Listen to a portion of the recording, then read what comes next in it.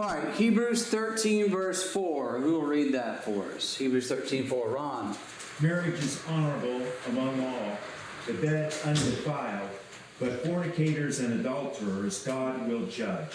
All right, so just that basic principle in the Bible, looking at, the design of marriage, that he established marriage and he established certain boundaries and rules for marriage, but it's very often disrespected in our society, as we are very well aware. And question A under the introduction said, list and discuss some modern views of marriage. So, how do people view marriage? What are some of those things that were mentioned?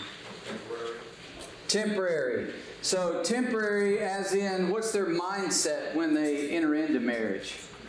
No time limit without income. Right. What might be some of those things that come up that people say, hey, it's time to punch out?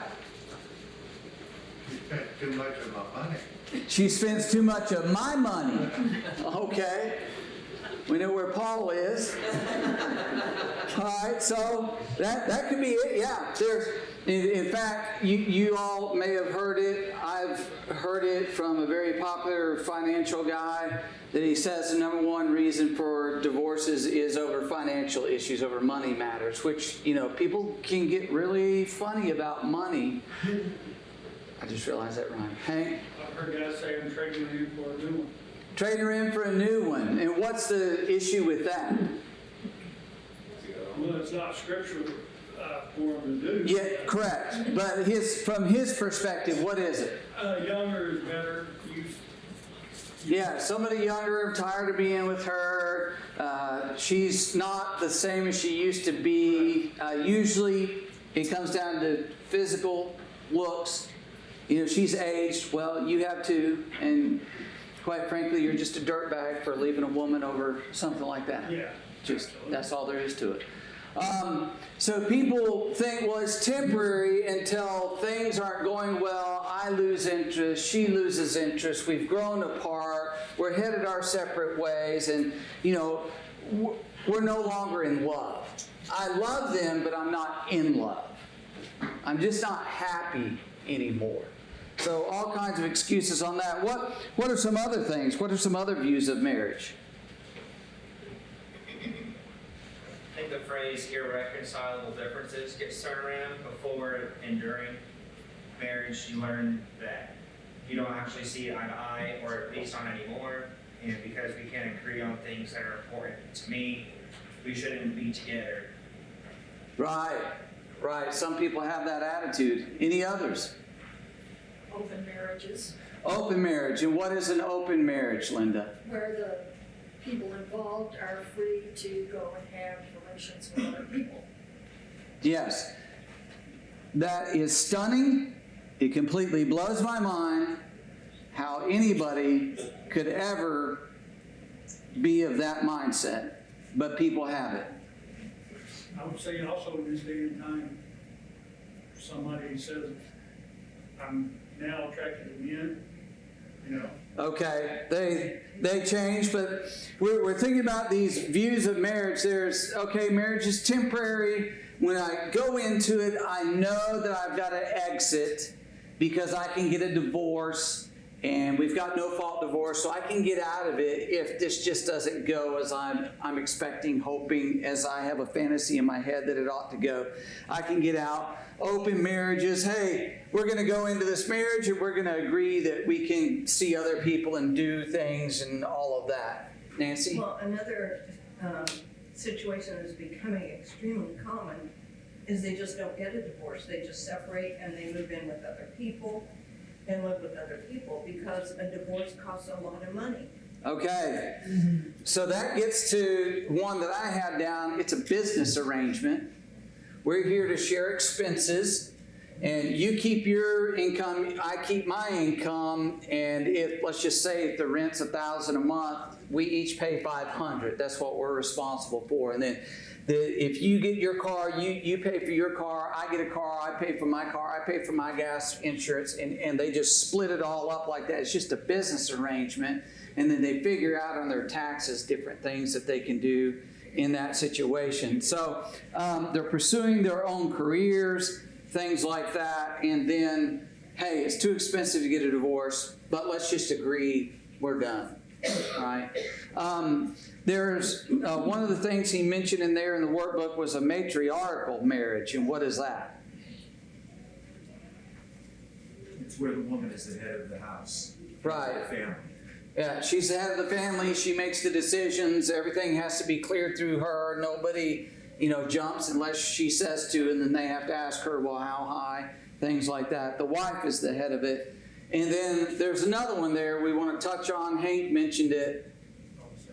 Yeah, homosexual marriage. So I even hate using those two terms together because there is no such thing. But we'll dig into all that here in just a little bit. But marriage and divorce stats from 2000, okay, this is just the year 2000 to 2022. This comes from cdc.gov. And I'm not even sure why the CDC tracks this, honestly.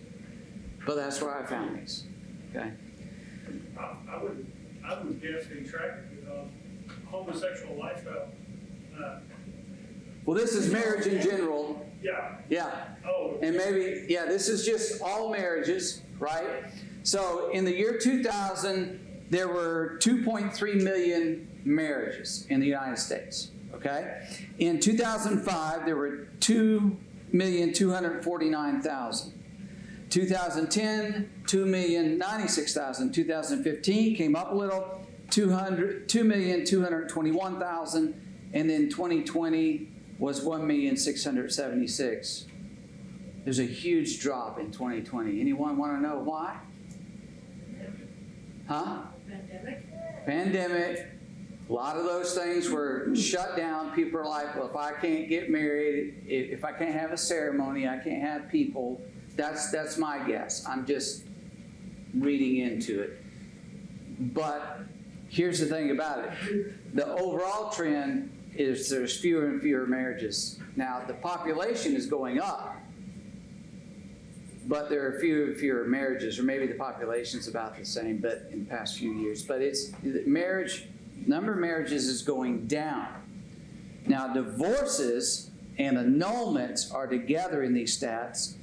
2000, 944,000, 2005, 847,000, 2010, 872, 2015, 800, 2020 was 630,000. So it dropped as well. Why? Anybody notice anything? As marriages are dropping, divorces are dropping. That makes sense, right? Fewer people getting married, there's fewer people getting divorced. More and more people, of course, are just living together. But we're thinking about marriage here. The divorce rate since 1900. Now, I'm shifting, going back a little bit, okay? So this is per 1,000 people in the population. I'm not sure exactly why they track it that way, but that's the way it's tracked. So from 1900 to 1930, the divorce rate was 0.11%. 0.11. Okay. 1930s, it bumped up to 0.17. 1940s to 0.28. 50s and 60s, it dropped slightly, 0.24. 1970s, anybody want to guess what it hit? Hit 0.4. 0.4. So it bumped up, it almost doubled. 1980s was the high mark of 0.5. And then 1990s, it started coming down. And from 2011 to 2021, it was at 0.30%. So it hit a peak, and now it's been coming down the past few years. But anyways, the next section in the workbook talked about its constituents. In other words, what makes up a marriage? Biblically speaking, what is it that makes it up? Let's go to Matthew 19, please. Matthew chapter 19. And we want to read verses 4 and 5 here. Matthew 19, 4 and 5. Who will get this for us? Go ahead, Hank. And he answered and said unto them, Have ye not read that he marriage, made them, at the beginning, made them male and female, and said, for this cause shall a man leave father and mother, and shall cleave to wife, and they twine shall be one flesh. All right. So, beginning, God made them male and female. Jesus highlights that in this answer to the question the Pharisees put forward about, can a man just divorce his wife for any cause? And he says, look, at the beginning, God made male and female and joined them together. And we'll talk about that definition of join and different things like that in just a moment. But under the constituent section, question B, it asks what is meant by monogamy, bigamy, polygamy, and so on. So let's step through that. What is it to be monogamous, or what is monogamy? What is mono? Not the virus. What is mono? One. So monogamy is what? You have one partner. One person, right? That you are joined to, that you have a relationship with. That's monogamy. So one-on-one, male and female. That was Adam and Eve when God created them in the garden. Monogamy. What is bigamy? Man or a woman who has more than one spouse at the same time. At the same time. Yeah, exactly right. There used to be some pretty strict laws on the books against bigamy. If a guy in one town, he had a wife, he had children, there's stories if you go back through the years, maybe he's a traveling salesman, and come to find out 20 years later, he has another wife and another family in another town, and both of those, he actually went through the process and got legally married to them, but the two places weren't communicating and all of that. So anyways, so that's bigamy. All right. And polygamy, what is that?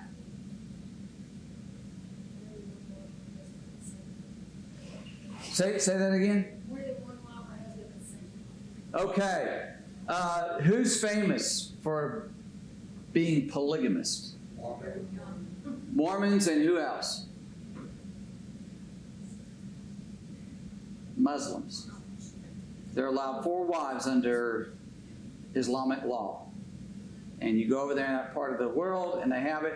In the Philippines, I've been over there, and I've had the question come up in question and answer sessions that they say, that a guy will say, hey, I've got 4 wives, and you're telling me I'm only supposed to have one. Can I pick which one I keep? Fact. Like, no. The first one, that's your wife. The rest of them, they're not your wives. But they practice it over there. So, yes, more than one spouse at a time. Now, polyandry is a variation of that. It's specifically a woman having more than one husband, and having multiple mates at a time is the idea of you can have as many people as you want. A polyamorous relationship, this used to be, and I guess still is practiced, but it used to come, let me ask you, does anybody know where it was really came to the fore in this nation? What time period?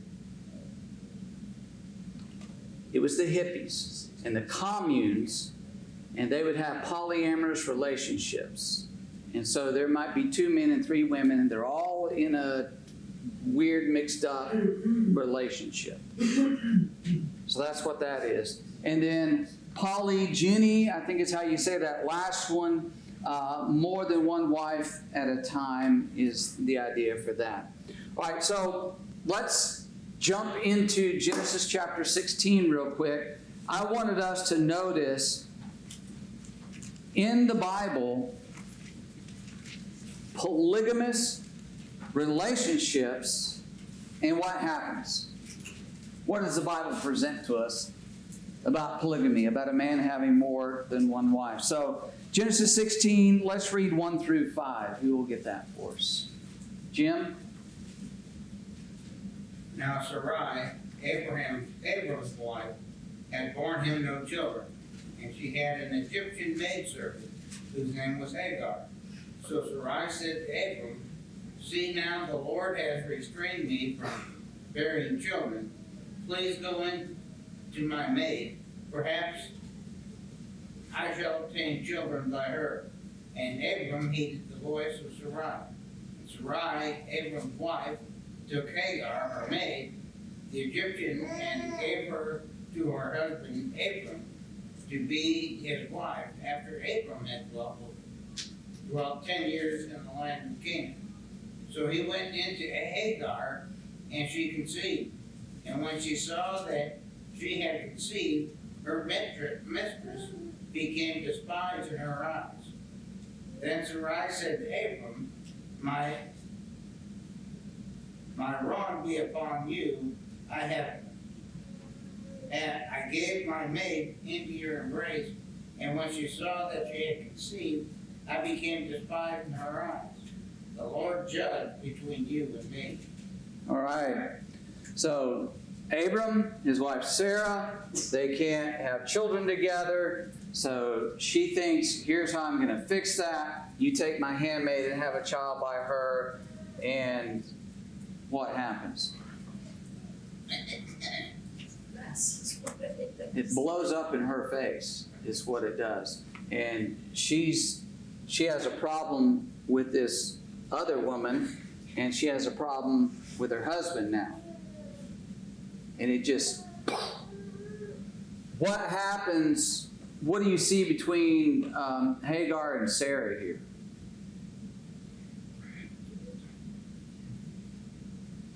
What is this? What's that?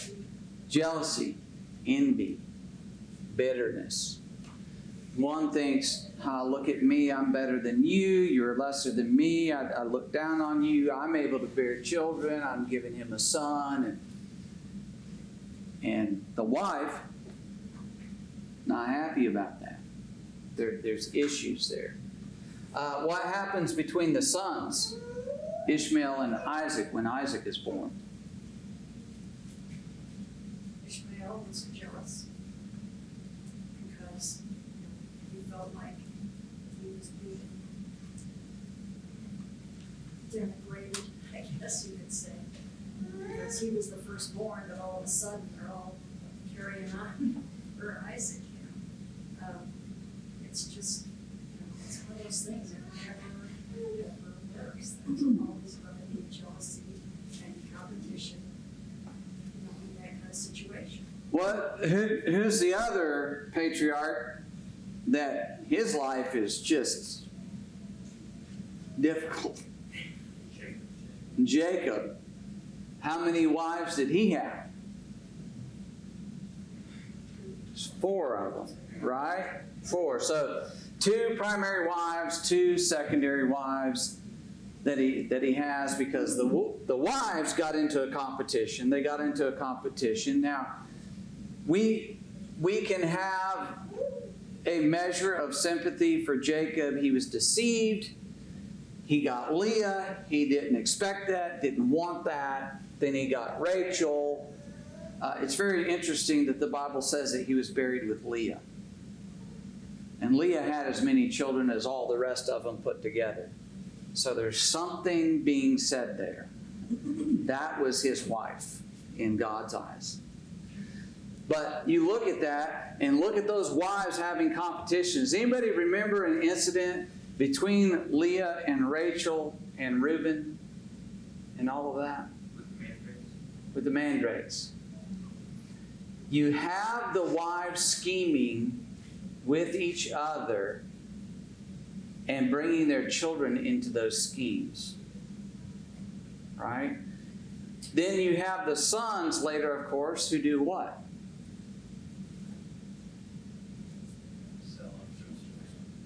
Yeah. They plot to murder Joseph, but then they decide to sell him off into slavery. The Bible presents a very clear picture. Here's what the deviation from God's design for marriage does. Here's what happens. there are all kinds of problems and issues. Philip. King David and all the rest of his household is a good example as well. That's the next one I had. That I wanted to touch on him because, you know, all these guys we look at, they're spiritual men, they're godly men, they go down as great heroes of faith, but even them, even these men of great faith, they could not and did not make this work because it's just not God's design. And David's, where'd the first problem crop up?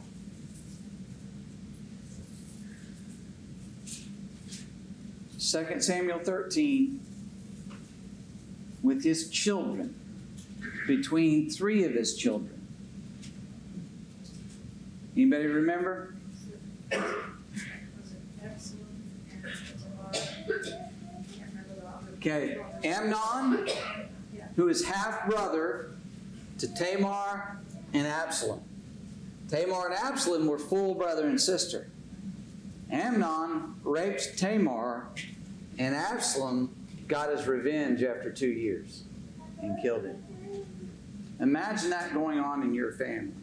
You know, I don't know if I can speak for everybody, but within our families we have challenges. We have heartache, and we have difficulties. But imagine one son raping a daughter, the other son murdering the rapist. Of course, some of us may say, well, he wouldn't have had to do that. I could have taken care of it. But imagine that in your family. Well, that's, you know, I know there are bad things that happen between full brothers and sisters, but it's way, way exponentially less, more rare than between those who don't have that full relationship with each other. So there's just problems that arise. And that's it. We don't know what, we don't know what Ammon's mother was, feeding him with, saying to him that, because he would think that he could behave any way he wanted to. We don't. And there's another incident in 1 Kings where Adonijah says, I'm going to take the throne, and Bathsheba and Nathan, is that the prophet? Yeah. I think it's Nathan, comes in, and they're like, hey, you got a problem here. Adonijah's trying to take the throne. God said Solomon, you said Solomon, we need to ensure Solomon, and that rivalry between them. And so, just to highlight, people get it in their head, well, there is a better, more fulfilling way to go regarding marriage. And the Bible shows us very clearly, no, there's not. Whatever kind of challenges, whatever kind of frustrations there may be in marriage, the answer is not, well, let's ignore what God says and how He designed it and go our own way. That doesn't improve things. It makes things worse. So, let's go to Genesis chapter 2. Genesis 2, what makes up a marriage? The author of the workbook stepped through this here. And let's remember that Genesis 2, verse 18, and we're going to come back to this in a minute, but let's please read Genesis 2, 18, and then let's jump down to verses 21 to 24. So 18 and then 21 to 24. Who's got Elijah? Go ahead. When the Lord God said, it is not good that man should be alone. I will make him a helper comparable to him. And then 21. Yes. And the Lord God caused a deep sleep to fall on Adam, and he slept. And he took one of his ribs and closed up the flesh in its place. Then the rib which the Lord God had taken from man, he made into a woman, and he brought her to the man. And Adam said, this is now bone of my bones and flesh of my flesh. She shall be called woman, because she was taken out of man. Therefore a man shall leave his father and mother and be joined to his wife, and they shall become one flesh. All right. So, as we've talked about many times before, marriage is designed to be a heterosexual relationship between a man and a woman. It's originally how God created them. That's God's pattern. That's God's design for it. It's not between a man and a man, not between a woman and a woman. Genesis 18 and 19 is a rebuke to that. Romans chapter 1 is another rebuke to that. That those things are sinful. It's heterosexual, man and woman. But something else the author brought out that we skipped over here in Genesis 2, 19 and 20. Micah, you want to get 19 and 20? Out of the ground, the Lord God formed every beast of the field and every bird of the air, and brought unto Adam to see what he would call it. And whatever Adam called each living creature, that was its name. So Adam gave names to all cattle, to the birds of the air, and every beast of the field. But for Adam, there was not found a helper comparable to him. Okay, so what's the point here? I know we don't like to talk about it. Animals are not maybe proper mate for a human being. Exactly. Animals are not a proper mate for a human being. Okay, it's hard to fathom. It's unpleasant to talk about. But people are warped. And people will seek to have relationships with animals. They will marry animals. And when I say marry, different places, different times through history, legally marry an animal. I think it was Nero married his horse or something like that. But there's people, you can read accounts every so often, whether it's in Europe or even in the United States, they want to try to do this. But in some places in Europe, people marry their cats, their dogs. And I mean, it's just absurd what they do. But here it points out very clearly, all these animals came before Adam. He looked at them, reviewed all of them. There's none suitable. So God made a female human being, Homo sapien. It's a little bit of a sidetrack, but I think it's also worth pointing out that they're not replacements for children either. The way people treat their pets, it's like, Yeah. it's like a human being, no. Yeah, exactly. Animals and humans are distinct and different. And I know we like to think when we have, little puddles in the family. No, puddle. It's a pet. It's an animal. It's not the same. Not the same. But under constituents, question D, it gets to this point a little bit more. Why would God discuss beast-man relationships, and what does He say about them? I mean, in the law, He specifically addressed it. And what did He say? Leviticus 20. Death. Death for the person, death for the animal. You don't tolerate that at all. And what that tells us is that's something that was practiced back then. Something He had to tell the people, that's not right. There are people who believe, well, man has an innate understanding of what's right and wrong. There's just some basic things. I'm going to tell you right now, Leviticus 20 says no. There are people who don't have basic things down. If there's somebody who's wanting to be with an animal, they don't understand what many of us think is just a fundamental reality. So it's a problem. It's a problem back then. It's a problem today. And I think with the way our world is going, we're going to see more and more of this. I mean, you see these people who are just absolutely out of their mind, acting like they're animals in public already. That's just a half a step away from having relationships. They call them furries. For some of you, it's like, they call them what? It's weird. It's just very, very weird. But it's in our society. It's happening. So we need to be aware of that and teach against it, stand against it. All right, any other thoughts down to this point? All right, let's look at this next section. It's commitments. And question A under commitments is state the original marriage law from Genesis 2, verse 24.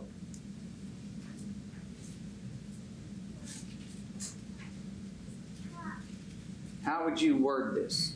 A man should leave his parents and it says cleave to his wife.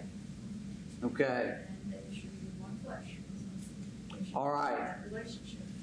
So, question B under that section says define the word leave used by Jesus. So he quotes this passage, but he uses that word. In what sense is this not abandonment? And in what sense is it necessary? So let's just, what does leave mean?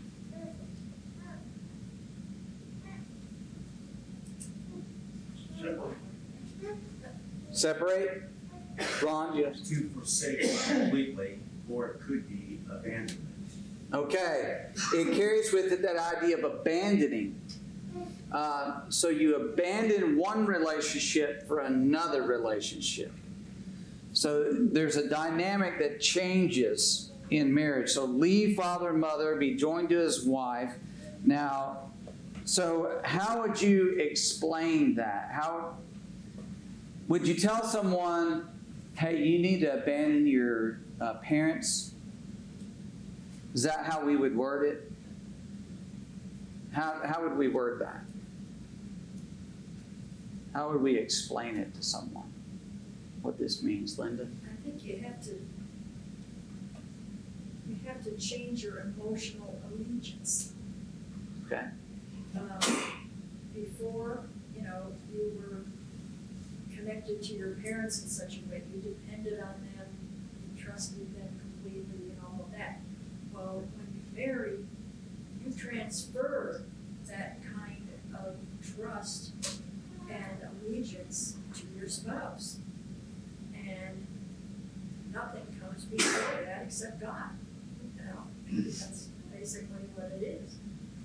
Zach? We know it's not abandonment in the ultimate sense because we're told to honor father and mother, and that extends beyond our childhood. That really is going into their elderly age. In that time frame, we're to honor them in physical ways, financial ways, and other ways. But the idea of leaving is we're no longer under their direct dependency, and they're not responsible for making decisions on our behalf anymore. Though parents will still guide and direct their children at whatever age, but it's a dependency, reliance upon decision making, and I don't know if in this sense it means physically leaving the dominion, the dwelling place of, but it probably should mean that if it's not inherent in the text. Well, very often in the Old Testament, like Abraham, Isaac, Jacob, they would still live on that property, that vicinity. Very often they would simply enlarge their tents and they would add on a tent for the man and his wife. So Abraham, Isaac, and Rebekah would be there dwelling in that same place with him. So it's not even necessarily saying physically you have to go somewhere else. It's just saying that you were in a family, you had a family relationship, there's a family dynamic, there's a father in that household, there's a mother, the child is under their authority, and the marriage then constitutes a new family and a new sphere of authority and working together as that family, as a husband and wife. And so they have to form and run their own household. They have to learn to deal with challenges and problems and frictions without other people interfering, trying to direct everything and things like that. And so there's a new relationship that is established. Now I have a question. This is going to be a fiery question maybe. Is it easier for the parents or the children to leave?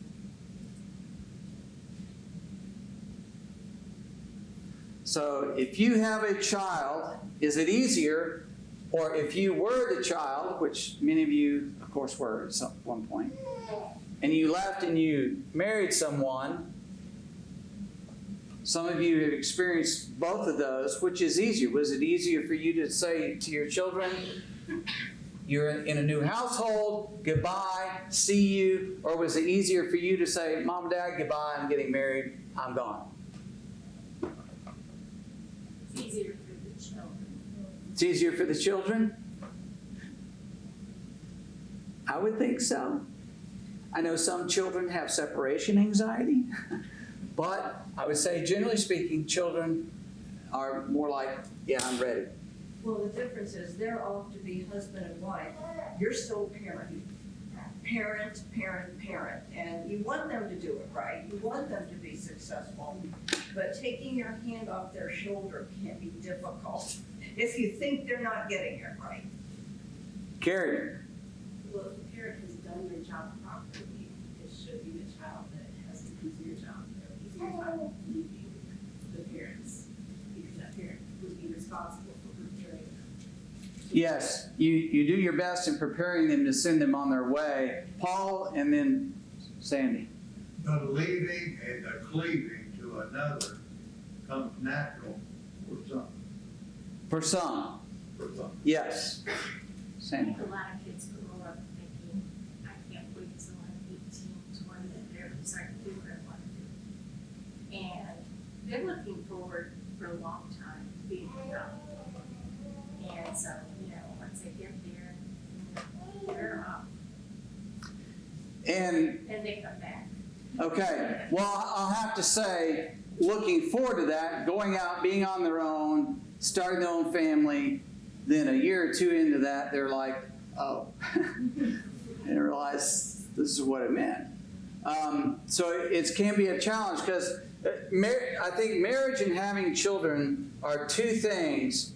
You can get all the preparation you want, but there's no way you're going to get it or understand it or figure it out till you're in it. There's just no way.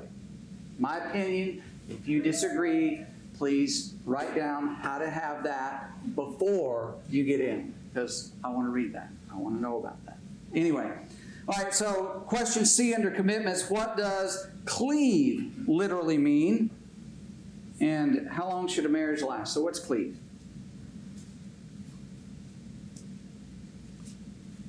Cleave to your wife, not cleave a piece of meat. Go ahead. Well, they gave the answer as to glue or weld together. Yep, it means glue, cement. Glue things together. And King James has joined. Joined. Okay. This is what I picture in my mind.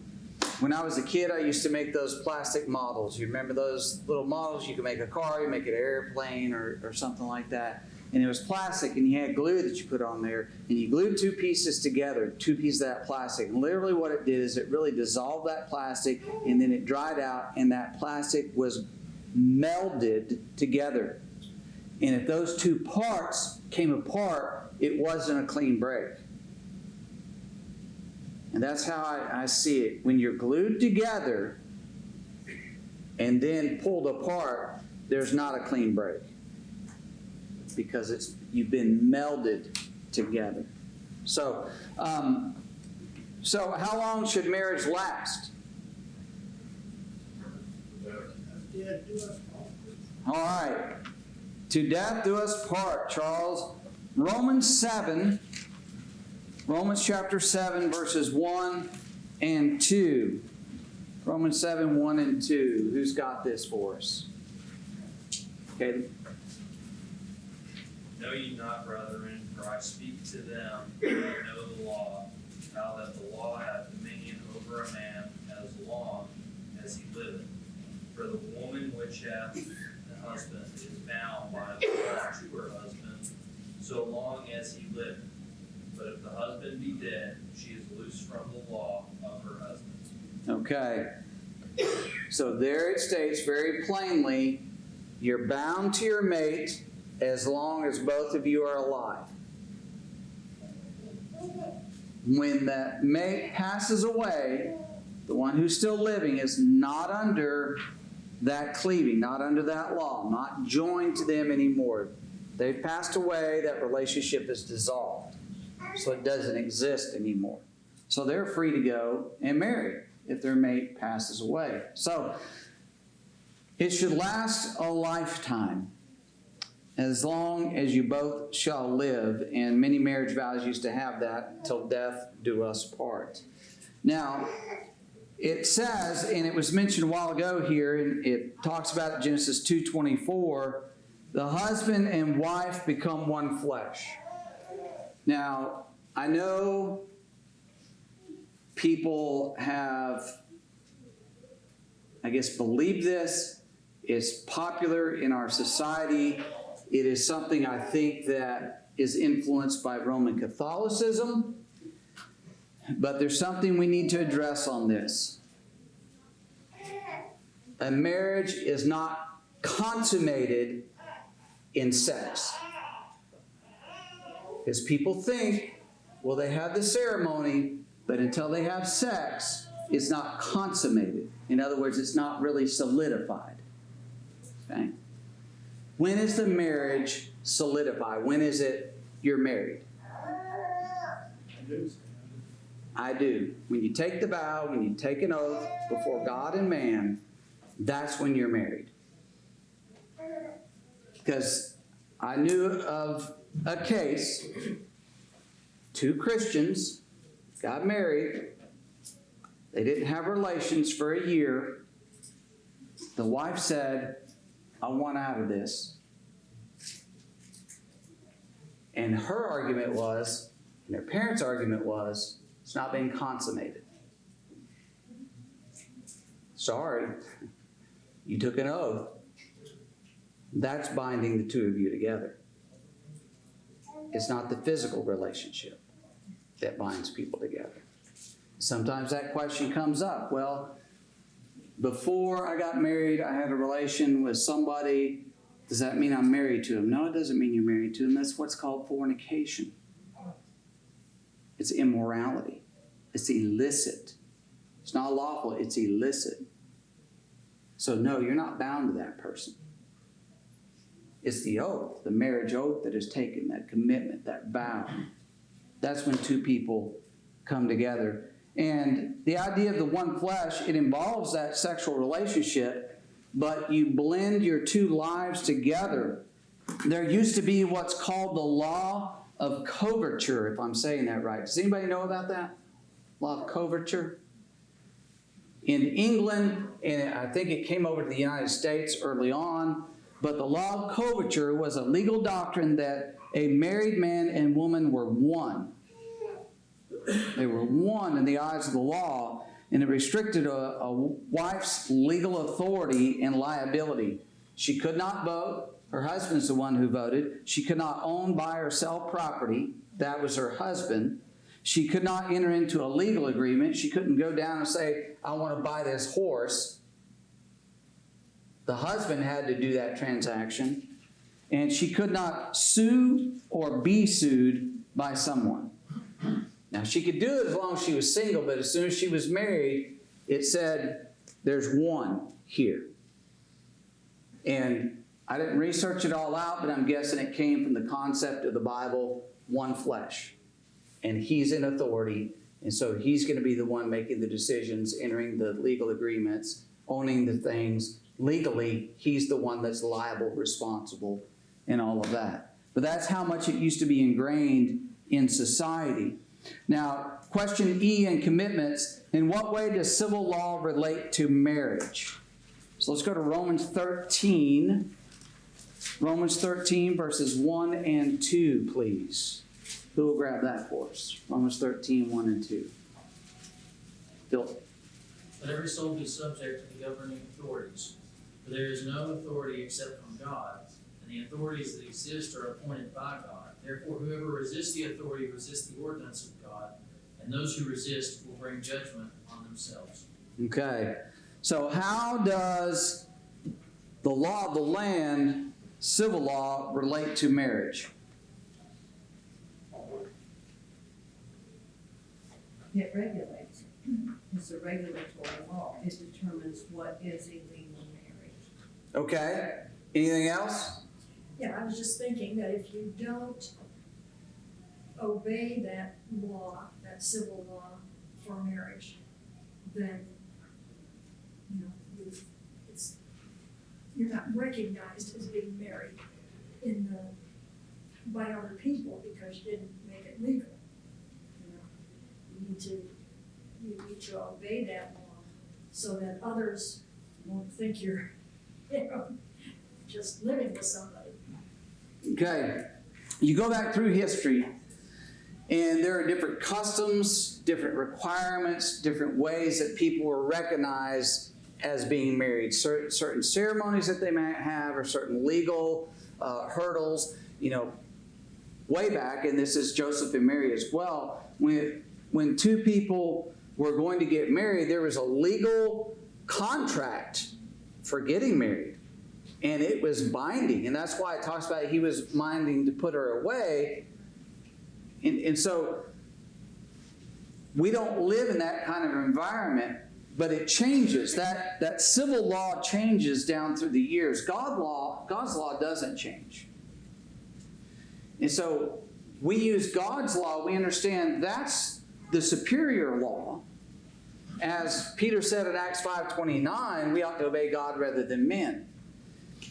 And so we strive to comply with what is legal in the civil realm, in the political realm. We want to comply with that as good citizens, respecting the authorities that are in power. The problem we have today is that those authorities in power don't respect God's law. And so they have what they call homosexual marriage. Well, that's not marriage in the Bible. They're not married to each other. It's a farce. Now, civilly, okay, the civil law says those two are, I don't know, man and man, husband and husband. I don't even know what they call them. But whatever it is, that's legally recognized. And so they have certain benefits at work and certain, life insurance and all kinds of stuff that they do for that. But when you look at the Bible, those two are not married. It doesn't constitute a biblical marriage. And so sometimes looking at these things, we have to sort that out. What does the Bible say? Right?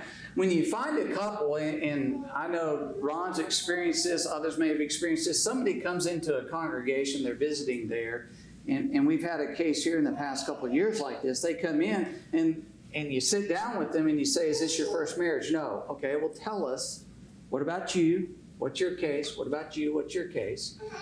Well, you find out they didn't divorce their first spouse for fornication, for sexual immorality, and these two are married to each other.